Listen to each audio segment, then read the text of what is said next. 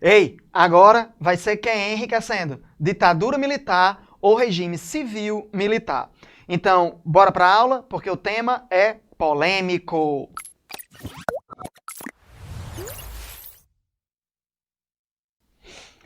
O tema de hoje é bem polêmico, né? O que eu vou abordar com você é uma revisão para o Enem. Então não vou gastar muito nosso tempo falando sobre detalhes, análises ou repercussões no decorrer do nosso conteúdo em si, não, tá certo? Então nosso objetivo é apenas preparar você para fazer a prova. Sendo assim, eu vou procurar ser o mais objetivo possível. Vamos começar? Ditadura também vai ser chamada de regime civil militar.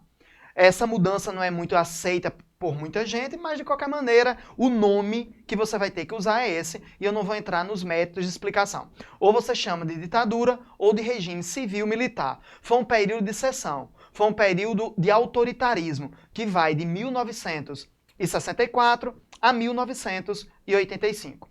A ditadura, ela se estabelece no Brasil durante o governo, no final do governo de João Goulart, que nós estávamos vivendo a Guerra Fria. Você sabe que foi um conflito ideológico entre a direita e a esquerda, capitaneado pelos Estados Unidos e pela União Soviética. Essa ação da Guerra Fria, ela teve uma série de repercussões que vão da arte à condição econômica e tecnológica do mundo. Essa Guerra Fria acaba, de qualquer maneira, afetando as relações políticas internas e externas em todo o continente da América Latina, que se torna uma área de influência muito específica dos Estados Unidos, tá? Então, o contexto que se estabeleceu o regime civil-militar foi a Guerra Fria. Um elemento importante também é a crise do populismo. O populismo, como aquele fenômeno político que a gente já estudou, ele vai, devido às suas crises econômicas e devido às suas contradições ideológicas, o populismo acaba dando uma série de justificativas para a criação desses regimes autoritários, que nesse caso, inclusive, foram apoiados pela classe média, foram apoiados pela sociedade civil. Não se iluda, não. É por isso que a gente chama de civil-militar. Nós não podemos responsabilizar positivamente ou negativamente apenas os militares, porque você teve uma parte considerável da sociedade civil, inclusive da Igreja Católica e da classe média, que apoiaram, solicitaram, desejaram esse regime. Então, se ligue nessa questão aí, que tem que ser pensado um pouquinho, tá? A gente não pode esquecer que esse período tem uma importância muito grande do Exército. Não é das Forças Armadas de maneira geral, é do Exército, com toda aquela influência do conceito do positivismo que a gente vem estudando desde o início da República. Aquela ideia que o Exército ele é incorruptível, que o Exército tem a obrigação de proteger a nação acima de qualquer coisa, que o Exército não tem interesses próprios e que as pessoas que o compõem são idôneas perfeitamente, sempre com espírito de proteção, de auxílio, que não são políticos, que são sempre indivíduos muito ligados a um cientificismo, a um tecnicismo, e por causa disso eles são os melhores administradores. Então, dentro de todos esses discursos e do apoio de parte dessa sociedade civil, você vai ter um golpe de Estado, você vai ter um regime que dura até o ano de 1985, embasado ideologicamente por esses posicionamentos que eu acabei de colocar para você. Esse regime teve o apoio dos setores conservadores, dos Estados Unidos, teve apoio da igreja. Então é dentro dessa ideia que o Exército lidera o movimento e acaba assumindo o poder. Todos os presidentes que tivemos nesse período foram generais, foram indivíduos ligados ao exército. Mesmo que você tivesse por trás ali a marinha e a aeronáutica, o exército é que encabeça esse processo, tá? Quais são os aspectos gerais desse período? Primeiro, autoritarismo. Mesmo quando ele está disfarçado de democracia, porque você tem dois partidos políticos, ambos de direita, mais um de situação e o outro de oposição. Você tem um Congresso, você tem direito a voto, você teve uma Constituição. Então, esse autoritarismo, ele é disfarçado de uma série de discursos de democracia que até hoje se coloca que efetivamente o Brasil era democrático, que nunca houve uma ditadura, nunca houve autoritarismo. Cuidado! Há uma diferença muito grande nos discursos estabelecidos e na distorção das informações que são passadas. Então, historicamente, socialmente, politicamente, o Brasil, ele era, sim, um regime autoritário, ele era uma ditadura com uma série de restrições do Estado, controlando a vida privada, controlando os indivíduos e manipulando os processos que você acha que foi democrático, ou algumas pessoas acham que foram necessariamente democráticos. Cuidado, que o discurso e a prática aí são consideravelmente diferentes. Um outro elemento é o conceito do trabalhismo, uma série de medidas de proteção ao trabalhador que ia da extensão da licença maternidade, do tempo dela, estendida agora ao pai, a uma série de vantagens trabalhistas que os trabalhadores eles passaram a ter.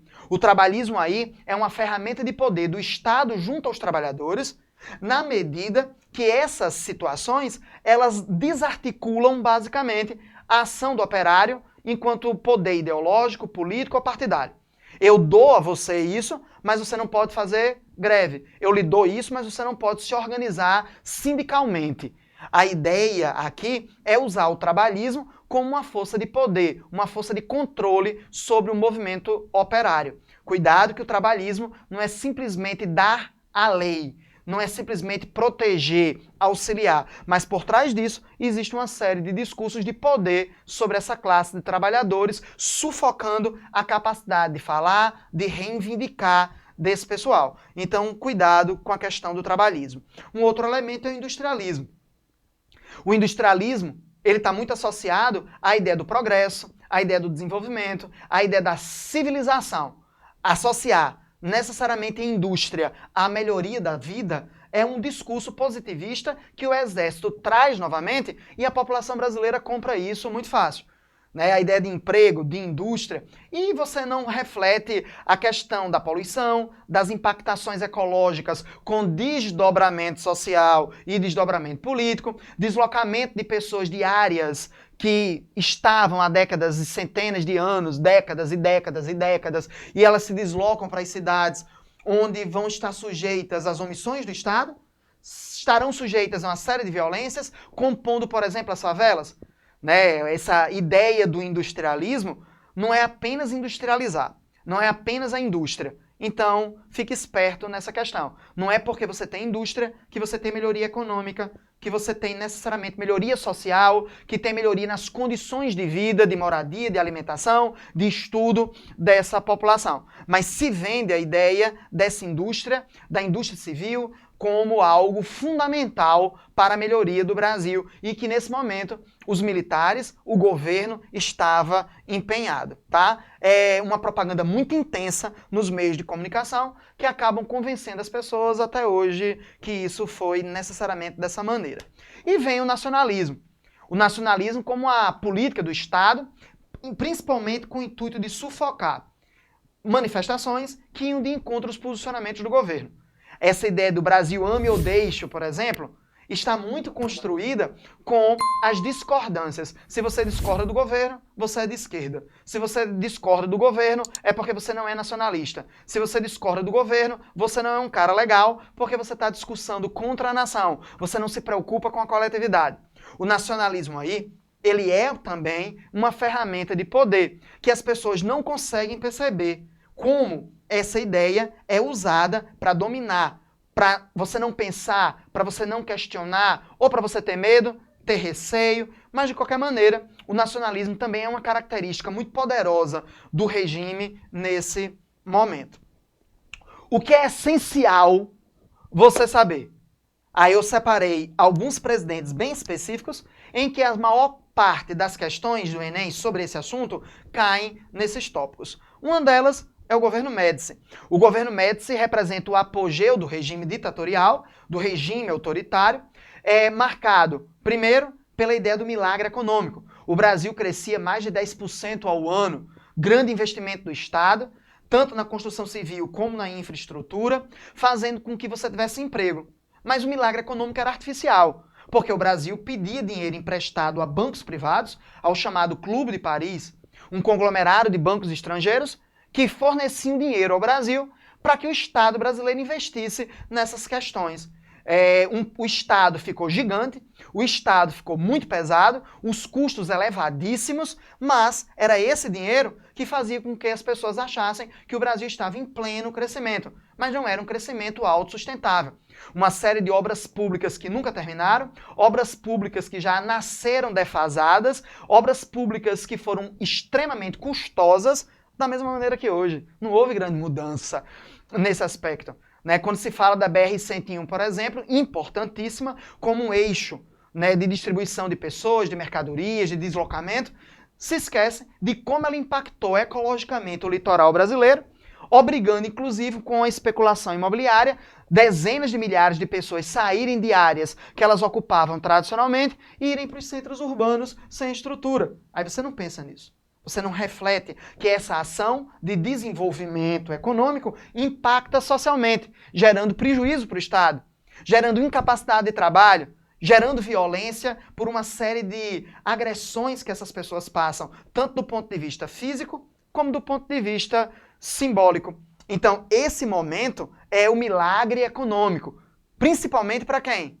Para a classe média, para as grandes empreiteiras que vão receber dinheiro do Estado para essas grandes, gigantescas obras que são estabelecidas. Em paralelo a esse período, nós também temos o quê? O chamado anos de chumbo, que é o auge dessa repressão. É quando o ato institucional número 5, enquadrado, justificado pela Lei de Segurança Nacional, foi utilizado junto à sociedade civil.